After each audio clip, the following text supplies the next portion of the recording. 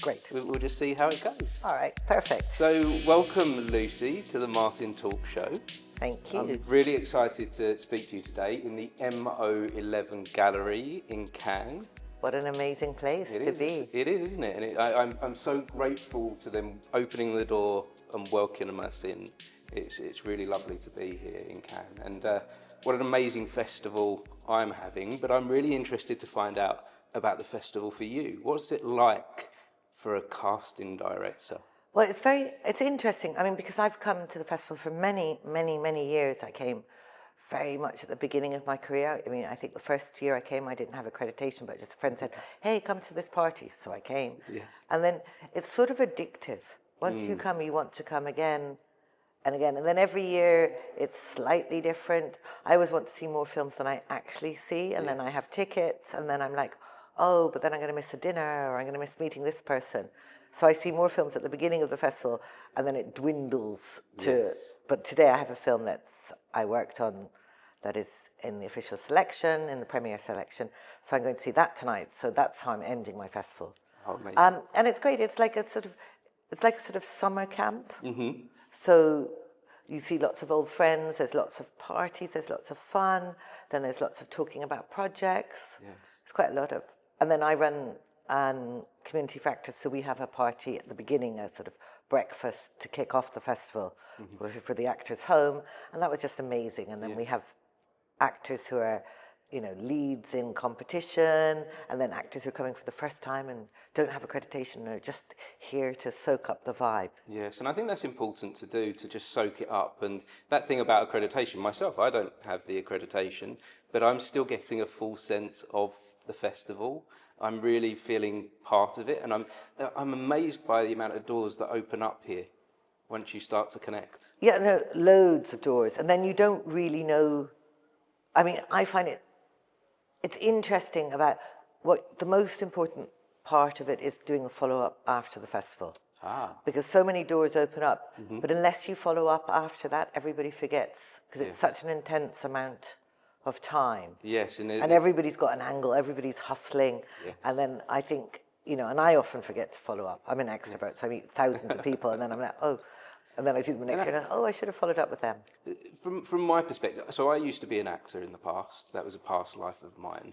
So my perspective of a casting director, you might tell me I've got it completely wrong, but this is a really interesting, important conversation to me to have with you. So I wonder if you feel like you're in high demand and over bombarded by actors.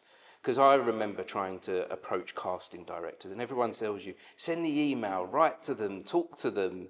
And I wonder what that's like from your position. It's very interesting because there can be an element of that. There are always more actors than there are roles.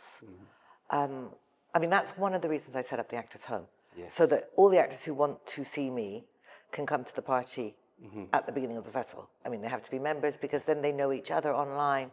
And so that's how I deal with that, because before I just used to feel guilty the whole time, because I'm not here to meet actors. I'm more here to support the productions that I'm working on and also to get work for me. I think one of the things that actors often forget about us is that we're getting paid by the same people as them at the end of the day. So we're basically on the same level of the food chain, and we need to bring in the work before we can see them in casting. I'm really lucky. I mean, I live in Spain. I have a very, very specific niche of casting, so I don't have such a huge pool. Okay. And then, of course, then actors reach out from all over the world. But I'm like, you haven't really done your research, because I cast European actors, principally English-speaking actors who live in Spain. Right. So I try to see as many of them as possible because I need to know them. And I'm quite an open casting director. We have a coffee morning in my studio once a month, and people can come. I bake a cake. I try to keep it very, very, very hands-on. I also run the Actors Home. I'm quite accessible, so I don't have that sense. And then what I like is once actors get to know me, they know that they don't have to come and bombard me. They know that I know them. Because really all actors want to do is to be seen and heard. And I try to let them know. But then I get thousands of emails that I don't answer. And, you know, for an actor sending out emails, you're sending out quite a lot of times unsolicited marketing. Cold calling. Cold calling. Yes. And the worst that can happen is that you're ignored. So don't overthink it. And I've cast people who've sent me cold emails. You know, there's been at least 3, if not more, incidents in my career where I've been sitting at home thinking, oh, where am I going to find this specific type of person? And I've opened my email and just randomly a mail has been the right person. So you don't not want to receive those emails. You do want them to. Well, I don't want to. No. But you want them to be more specific. No, you want them to be considerate. I don't care. I just want actors not to be upset if I don't answer. Because I mean, I have 5,753 unanswered mails in my inbox today. Yes. And I can't read them all. I'm not particularly, you know, I don't feel, especially when they're not personalized. But if somebody has moved to Barcelona, which is where I live, and they say, hey, I've just moved to Barcelona, I'm like, oh, great. You know, I have a database, sign up on that, come to a coffee morning, come and say hi. And then with my team, I'm like, oh, this person's really useful. But if it's somebody from the States, because I get a lot of actors from the States writing to me, some very odd mails as well. And I don't feel the need to reply because they haven't really done their research on me, like knowing what I want. But, you know, it just depends. I also do it for karmic reasons. Quite often, I put all these emails into a box, and if I feel like I've done something really bad, or if I've got a really, really good job, I quite often go in and I'll answer some of them because I know it makes them happy. Yes, yeah. So I quite like, I mean, I do that. It's my karma pot. But I've been following the work that you do, and the work that you do with the actor's home. Just looking in from the outside has shifted my perspective. Oh, that's good. As someone that used to be an actor, I used to, and I'll be really honest with you, I used to look at a casting director and think, you're the gatekeeper to my dreams. My dreams are there, and I somehow need to get past the casting director, which felt, for me, it felt impossible to do. But then I've looked at the actor's home and what you're doing, and all of a sudden it's made me think, no, actually, you're the guardians of my dreams. Like you're really trying to raise and look after these actors. Why have you decided to do that? All I've done, I've always done that in one way or another, I think. I mean, part of it because I believe in karma, so I feel like, you know, the basic problem with our job is that we don't choose the actors. We have to put them forward. Like, and I'm really lucky. I have a great career. I'm incredibly grateful for the opportunities I've had, you know, as an immigrant, not from a film and TV background. I moved to Spain because I'm from Ireland. I moved to Spain because there was no work either in Ireland or the UK. I graduated in 1990. I ran nightclubs. I did all kinds of very strange things. But they also I met a lot of people. I met a lot of actors. I met a lot of directors. I met film people. I worked in theatre. I did all kinds of strange things. And I'm probably a people pleaser, so I like making people happy. Yeah. And I like giving people advice. None of my family or friends will ever take any of my advice. They all say, like, you know, even one of my best friends said to me the other day, I know my life would be better if I did what you said, but I'm not going to. I'm just going to do my own thing, so just shut up. And I have this kind of vocation to do that. And then as a casting director, they're saying, I have to put forward 10 people who'd be right for the role. And out of those 10 people, one person is going to be really happy. And, oh, Lucy loves me, and they send me a bunch of flowers or some chocolates. Yes. And 9 people will think, oh, she doesn't really like me that much. Whereas I'm really happy with my choices. I'm a good casting director. I have my career because I give my clients good choices. Yes. And then I hate trying to tell people that, you know, the outcome of your casting is not the feedback. Then the other reason I did, there's so much gaslighting in our industry because, especially at the moment, everyone's saying, if you do this, do this, do this. And I'm like, what are you talking about? It doesn't matter if you do everything right. I mean, you have to do everything right as well. Yes. But you're not going to get the role just because you did everything right. Not because you've got because you often hear, oh, you have to have the headshot this way. And then 6 months later, they'll say, oh, no, you've looked left instead of right. And, yeah, you know, you just all these your background. Yeah, your background, all of that. And I'm like, who's giving this advice, and it's very easy to give. It's very easy to give advice, but you have to really think it because it does change the whole time. Like I used to tell actors, "Oh, you don't need a website because websites were only useful if you were driving traffic to them." And I hate going to websites because all the information's there on the casting platforms or whatever. And I was like, no, just have a flow page. And now, because of the way AI is, actors should have a website because it's where you take information from. Like not where you do. No. No human being has to go to your website, but all the large language models go to websites if they're properly positioned. And that means that you'll show up in ChatGPT or Gemini or how you want, and you can, You can. I help. call it like. Yeah, so the AI algorithm, you've now got these AI agents that if you send the AI out to do a task, it can help you filter that search better online. Yeah, and if you're not feeding the monster, as I call it, then you won't be found when somebody says, "Oh, who is a Peruvian actor based in Spain with good credits?" Yeah. Or who's the best casting director in Spain? And there are things that you have to keep adjusting and keep changing. And then, my message really to actors is they just have to know that it's a vocation and then find the way to have as much fun and enjoy it as much. Because what I find very sad is that there's so many actors and they're so good, but, they either get the role or they don't get the role. If they don't get the role, they don't feel validated.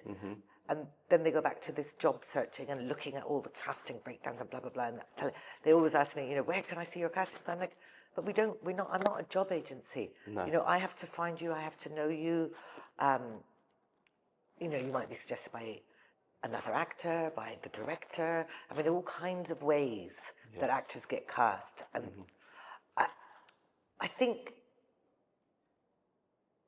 but if you're an actor, I really feel that you have to work out how to live your life as an artist at the same time, and you have to create your own work so that you're being part of the narrative. And it's like with business, you have to know your why. Why are you doing something? So why am I an actor? I'm an actor because it usually goes back to childhood. It usually goes back to wanting to be seen, to be heard, to be part of a narrative. And it's never about, I want to spend my days writing letters to people who don't answer, or emails to people who don't answer me, or going through casting platforms trying to find some casting. That is not why an actor is an actor. No. But I'm generalizing, but in general, I find that most actors don't separate their child's brain, which is what they need to be a good actor. You have to be a child to be an actor. You have to play, you have to have imagination, you have to be a believer. But to run a small business, which is what an actor is when they want to make money from it, they have to use their adult brain. And a lot of the times they start using their kind of reactive adult brain as acting, so they become more stiff and they're trying to think, what should I do? And, I'm trying to please this and I have to do this. And you're like, no, just be a child and play. I love kids. I love directing kids. Most people don't, but I like it because they just want to have fun with me in the casting studio. And they don't have them preconceived ideas, those barriers. Yeah, or they don't think that they have to prove to me that they're an actor, or they're not trying to get the job. They're just trying to have fun, usually. Yes. And then actors become more childlike in their business. Like, if I tell somebody that I really need the job, they'll give it to me. I'm like, no, our industry is quite... and I particularly feel like this after having spent 10 days in Cannes. Our industry is meant to be empathetic because it's about storytellers. I've seen amazing films in Cannes that have made me really think about life and humanity. But it's not a kind industry. No. I've talked about it a lot because I'm quite vocal. You say that though. You say that, Lucy, but you're a kind person. Yeah, but you're trying to do kind work with the things that you're doing, and you're shifting the perspective of the casting game. That, like I say, from an outsider looking in, that's how I see it. I know, but I feel like, maybe, and a lot of casting directors are kind as well because we're sort of behind the shadows. In fact, most of my colleagues, I think, are quite kind. Not all of them, but most. And when I ask them to do something for actors, they always want to. But an industry where we have very long working hours, you know, for technical and producers. There's a lot of, it's very difficult to get film made. You know, any film that has made it to Cannes, I'm like, that's amazing. Any actor who lives off their acting, although I always say to actors, remember to have a financial plan. Because even the most successful actors, they don't live off the money they make from acting. No. They use their money to have a fish farm or a restaurant or a film festival or some other... Something else fuels the craft. Fuels the craft. And I think actors have been... There's a lot of gaslighting. Oh, you have to just want this beyond all things. And I'm like, why would tell somebody that they can't make choices, particularly nowadays where most people have some kind of side hustle. And with actors, I think that they need... Well, what I believe that they should do is to do everything 100% because they're high vibration people, generalizing again. But like, even if you're working in McDonald's to pay your acting career, make it a game, make it fun. Go to work with a different character every day, watch people. I mean, I've spoken to, because I give masterclasses, or I don't know what the word, I moderate masterclasses for Afro-Can. Okay. And, you know, in Berlinale, I did with Jimon Hunu, and this year with Jimmy Jean-Louis, and both of them have been homeless.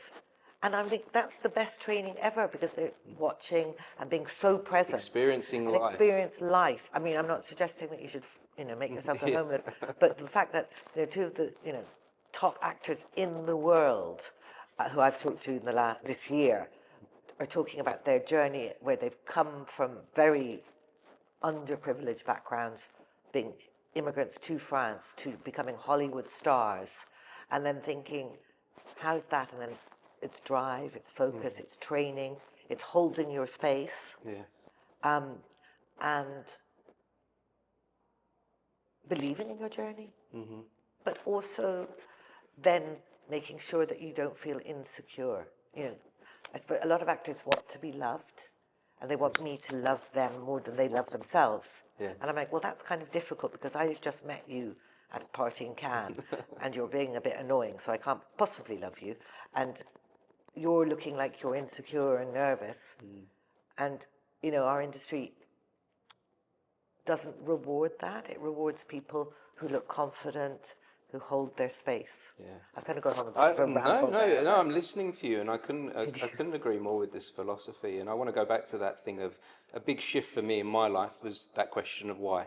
You said, ask yourself why. Why are you doing this? And not just, you know, not just because of you want to be famous or you want to be an actor so desperately, and you know, just keep digging with that why. Is where I found out that I needed to actually take a shift. I got to a place of, I always thought, I want to be an actor because I want to be a storyteller. Well, why do I want to be a storyteller? And is acting the only place that you can tell stories? And for me, as I dug deeper, I went, actually, I need to shift my perspective and what I'm doing with my life. And it's actually about other people's stories that I want to share. And I need to be in a different place to do that. And I think that's absolutely fine that we dig deep on why. I think because it gives you more purpose in life, and it's given me a happier life than that desperate need that comes across with actors sometimes when they know deep down that they've got this thing that they can offer to the world, but they don't know quite how to let it out. I totally agree, and I think the more that you dig into your why, the better that you can make a plan. And there's also, I believe, quite a lot in reverse engineering. So what do you want? And then why do you want that? You know, for example, you know, when somebody says, I want to win an Oscar. And I'm like, well, that is a very difficult one because, you know, in my life, I'm 58, so, no, I'm not, I'm 57, I'm 58 this month, nearly 58. In my life, you know, only 57 people have won Best Actress. And, you know, I've met 57 actors in the last 24 hours, at least. But then why do you want to win an Oscar? Oh, why do I want to win an Oscar? Because I want international validation. Why do you want international validation? Because I want to be able to choose my projects. Why do you want to choose your project? And you work both the whys, if you work back, then you can have a much, as you said, happier life. And I really believe that should be a fundamental goal for people, is to live your life. I don't mean happy in the Disney style of it. I don't mean dancing around happy, but you know, and I've said this quite a lot. Fulfilled. I mean, and you know, the only people really that you have to make happy in your life are the 8-year-old you and the 80-year-old you. Yeah. So if you can think about what the 8-year-old, I mean, I was talking to an actress who's a friend of mine who's a lead in Minotauring competition, and we're, you know, and it's complicated because it's, you know, she's a Russian living outside of Russia. Everything, there's a lot more weight sometimes to being an actor than just, you know, what should my headshot be like? It's like, what do I say in a press conference? And I just said that to her. It's like, because she was kind of, there was a level of nerves. I said, just remember what little 8-year-old Iris would think when she saw you walking up the red carpet in Cannes.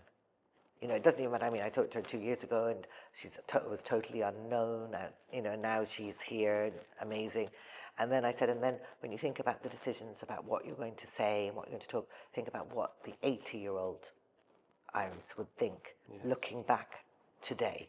And that's, if you can keep those 2 points in your life, you know, and I often do that. I think back to 10-year-old me, not 8-year-old me, because a lot of things happened when I was 10.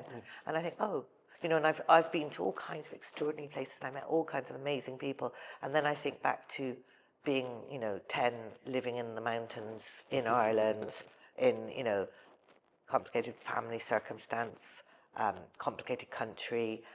You know, it was during the hunger strikes in Ireland. There was lots of things that adults talked about that we heard. There was tension. Ireland was not a rich country. And I think, oh, she'd be really happy to see the things and the decisions that I've made. And then a lot of what I do is about thinking, what will I think about when I have to look in the mirror at the end of my life? Am I going to be, you know, what matters? You know, and it matters how you've made people feel. It matters some of the decisions that you've made. And are you going to be... I paid for my university degree by working in an old people's home. So I spent a lot of time with old people who were at the end of their lives. So I think that really marked my life and thinking, oh, you do spend quite a lot of time being very old. I mean, you don't know, that's the luck of the draw. But it's quite nice to look back and have good memories and not regrets. I find I do that as well. I mainly look to my 8-year-old self, because my 8-year-old self would be amazed at where I am today and wouldn't even believe it was possible or true. And it makes me feel quite emotional, actually, when I think of how far I've come. And when I look to my 8-year-old self, I get so much comfort in where I am. So when I feel those nerves when I'm in a space and I wonder, you know, how I got here, and then I think about that younger version of myself, I feel comfort. But when I think of my 80-year-old self, that's what gives me courage to do those things that are a little bit scary. You know, I've had moments where I was in Cannes, and there's someone that I want to talk to or approach, and I was thinking, oh, I can't do this. I'm not quite good enough to talk to this person or whatever. But then I think about that story that 80-year-old is going to want to look back on, and I'm like, well, what's the worst that can happen? And he'll have a story to look at. He'll have a memory, however this goes. And I really think that it's what, you know, what's the worst that can happen? Somebody can ignore you. Somebody can be rude to you. Doesn't matter, as long as you are happy with what your decisions are. So I wonder, why for you casting directing? Why did you start doing this? Totally random reason, because I ran nightclubs. They were very successful. I did lots of very crazy things. I managed a rock band. I took a year out from that kind of world, and I went and I worked in the mining industry. I sold mining equipment and trucks for transport in Africa for an Irish company. So I traveled as a 24-year-old around Africa on my own. And then I went back to Spain because the weather is better. Yes. I was in February in Ireland in my office, and I was like, it's just so grey. It's And then it was lunchtime, and I bought a ticket back to Spain. I went in after lunch. I said to my boss, I'm going to Barcelona tomorrow. He said, oh, great, taking a holiday, are you? When you come back, I said, I'm not. But that was fine. And then I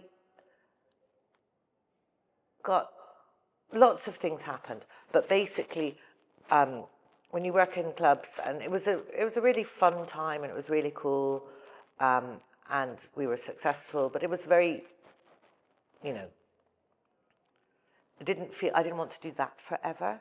And then a lot of things, AIDS really kicked off, and a lot of my friends died, and the people I worked with were ill. So it was like, that was for me, was our pandemic, of my generation. That's never really talked about. I think I might be working on a film that's going to talk about that now, but it's the first time I've read a script that has actually dealt with that era from my generation, because there wasn't emails, there wasn't internet, there wasn't anything like that. And the music changed, and things changed, and I was like, oh, it got quite dark in a way for me. And so I wanted a day job, and because I didn't know that working in film was not a day job, I got a job in the Catalan Film Institute, and then I met a casting director, Pep Armengol, and he doesn't speak English, so then he wanted me to help him for one day, and then one day has turned into a career. Amazing. Wow, what a shift you've had. And so I have got a question for you, actually, because I wonder, I bet you get asked a lot of questions about people wanting to be an actor and how do they do it. But what about being a casting director? It's such an important job within the film industry. It is we're only just recognising it within the Oscars as a worthy creative contribution to film. And I think, it just depends where you are in the world and how many people you know. Because now they're more formal. I mean, no, there's always been the way of being the assistant, but you have to be an assistant and then an associate. So if you're in somewhere like LA or in London, you have to get a job in a casting office and you have to work your way through. And there's a course now that was set up in NFTS, which is great to get, learning the basics of being casting, but mainly it's through apprenticeship. yes. And then the other way is when you just know lots of people and they want you to cast their films, and then you start by doing somebody's short film, and then you do a couple of short films. But there's no sort of formal way. I mean, we often say that casting kind of finds you rather than you have to find it.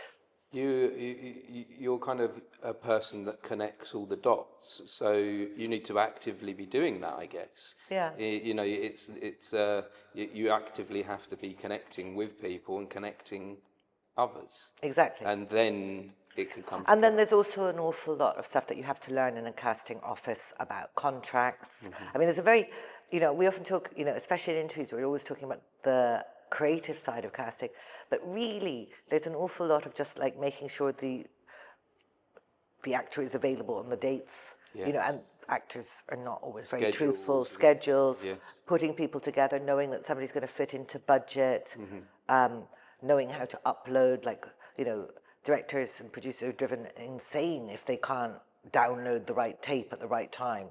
There's an awful lot of administration and an organization that you have to learn within a structure. People always say to me, I think I'd be a great casting director because people love my suggestions. And I'm like, yeah, I'm sure you would be, but a lot of casting is basically making sure that the names are spelt right on the list. We do things like checking the credits or, very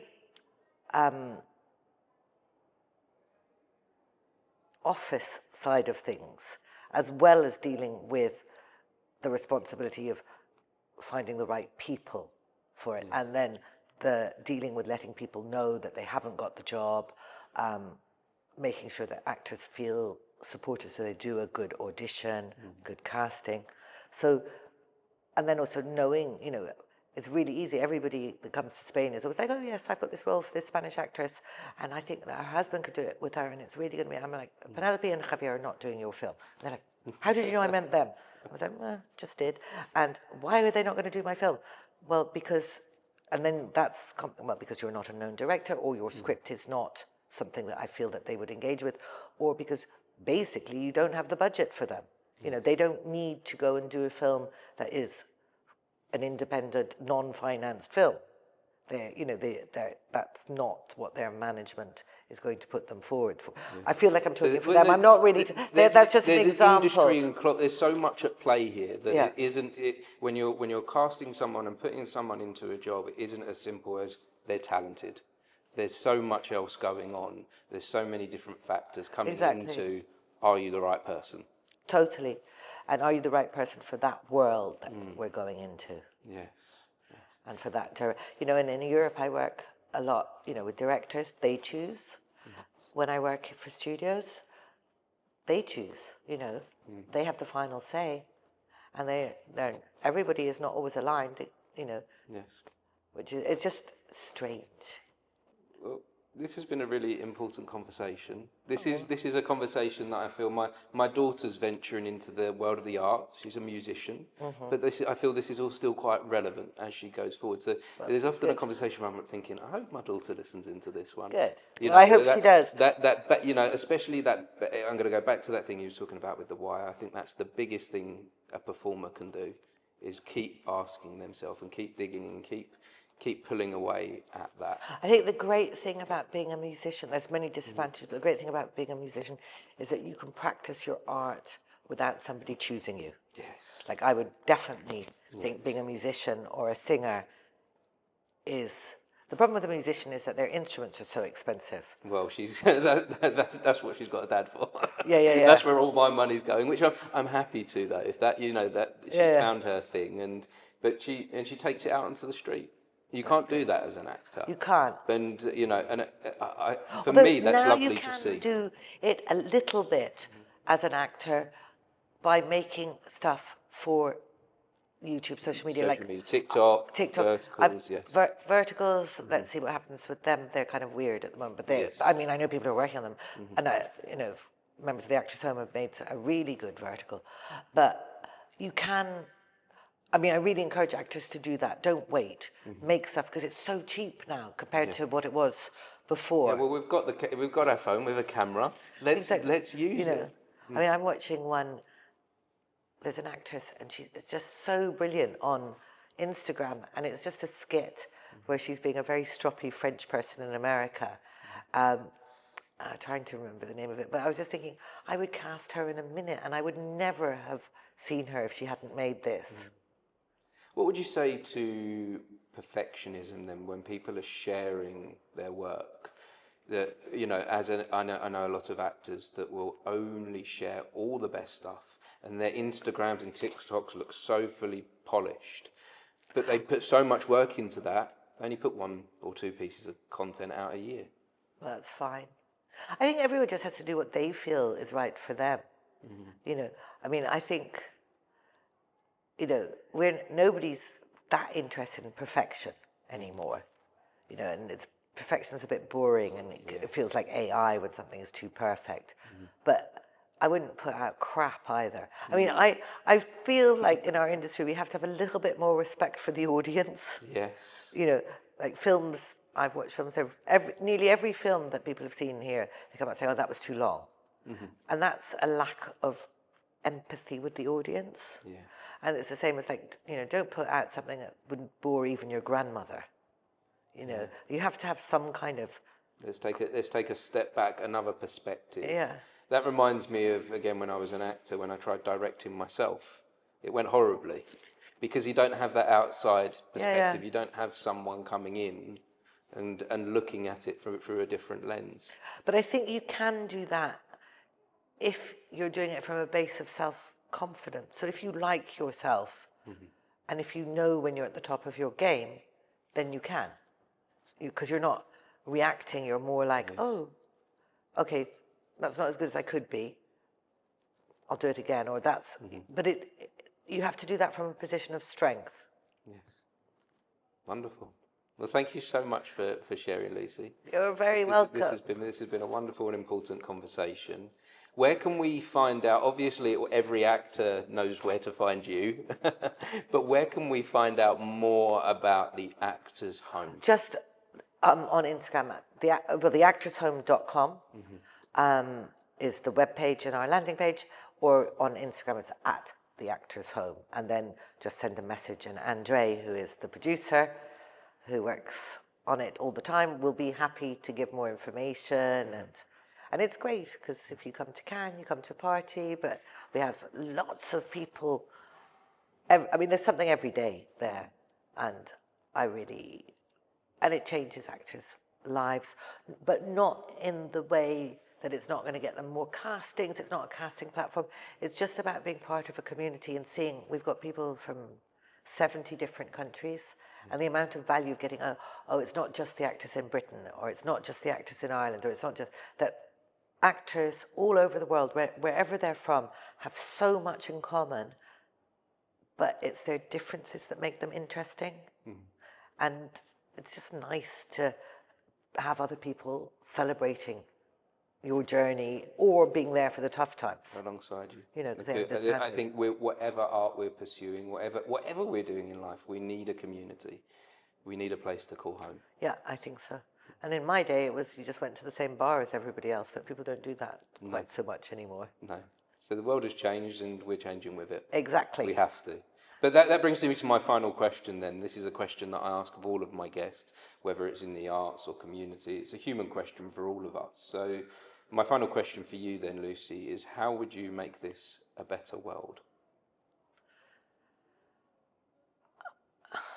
Oh, I could talk about that for a very...